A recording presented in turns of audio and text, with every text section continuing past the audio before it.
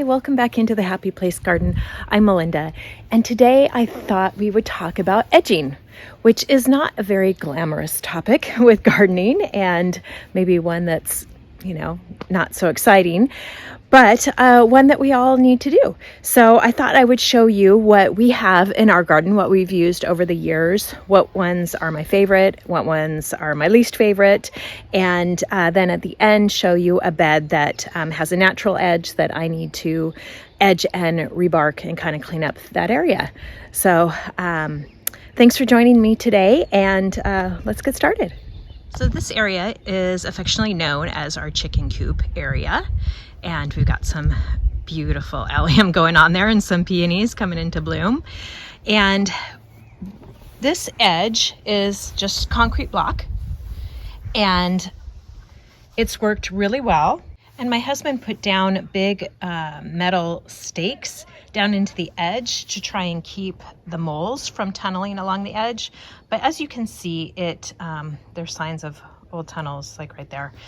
It hasn't really deterred them, unfortunately. So that method of sticking a stake down in along, I think we did it every 12 inches or so, it did not work. And then this edge to keep the pea gravel out, these are just the tops of the walls, the little wall caps that he put upright along there and buried them in. And I love that edging. I think it looks great. So this edging here is just a natural edge, which this is part of my boxwood room. And I just cut it in with the half moon edger. It needs to be tidied up with a weed whacker. But it's a higher maintenance edge, but easier to put in, I guess, initially. And this edge is probably the easiest maintenance. It's just a wood edge. So you can weed whack up to it. You want to be careful and not hit it with the weed whacking blade. This area though, we've got a lot of buttercup and weeds because this was still kind of a construction zone. So we're still working on the grass here, so it doesn't look so great, but really easy edging here.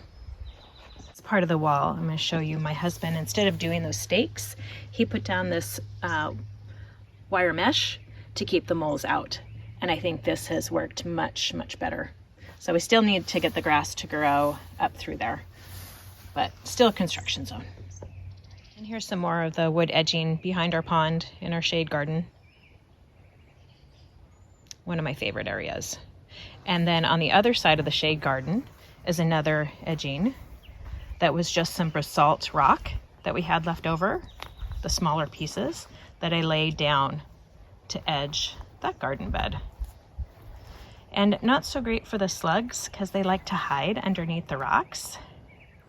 But if I come out here and do my slug patrol frequently, it's not been too bad. You can see some slug damage on my hostas. But that's mostly the little small ones that are really hard to see. The big ones I usually can get if you're on top of it and come out regularly. And this is my new shade garden, my hosta bed, my hosta blanket or quilt. And this edge I did not cut in at all. So you can see it's just the grass and buttercups going into underneath the fir tree here. So I'm just going to keep on top of it, keeping those weeds out, and just let it naturally kind of grow together. Okay, here's another kind of edging. You can see it's a very common one to find in your local hardware stores. It's, I think, about 4 inches deep, and it's got that rolled edge, and you just bury it. It's a straight edge. Not my favorite. I don't like it so well. It tends to pop up like this, and it's hard to install, and it doesn't bend very well. For plastic edging, this is my favorite one. This is a thin, probably a 1-inch edging that, if I can uncover here, it's got this along one of the edges, and then you put in these little plastic spikes to hold it down, and then you can just cover it. And this is really easy to install. It takes an edge well, or a curve well, and it's easy to weed whack up against it. So I think this is my favorite if you're looking at plastic.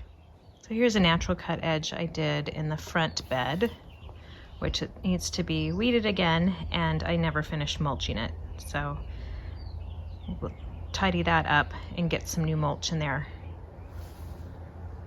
So this is the bed in the front yard.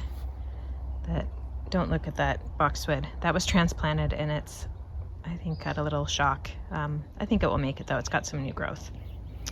But you can see here, I haven't done this for a couple years, haven't edged this one, and it really needs it. It's got buttercup growing in. And it needs to be nice and edged and rebarked and weeded. But it's a pretty area in our front yard next to our shed.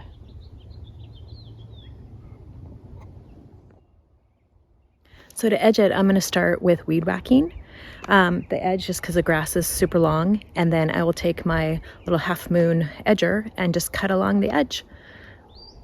Pretty simple.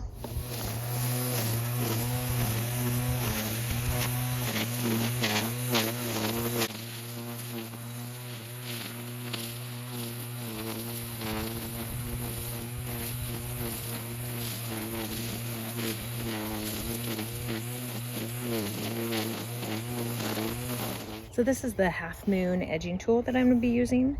This brand is called Hound Dog. I've had it for quite a while. I like it because it's got the two handles instead of just the one kind of handle. It gives you a little better leverage to get it in the ground. So this is what I'll be using.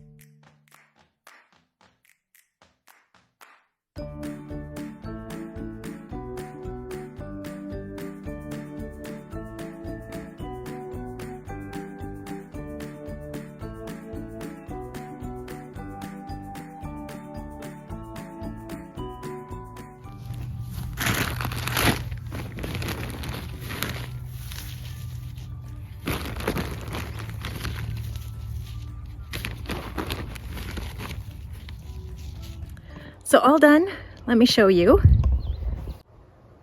Got it edged and put a little light layer of fresh bark on. And it's looking really good. So this is kind of an area that doesn't get a lot of attention because it's in our front yard and we don't spend much time out here, but it's nice to get it cleaned up and looking great.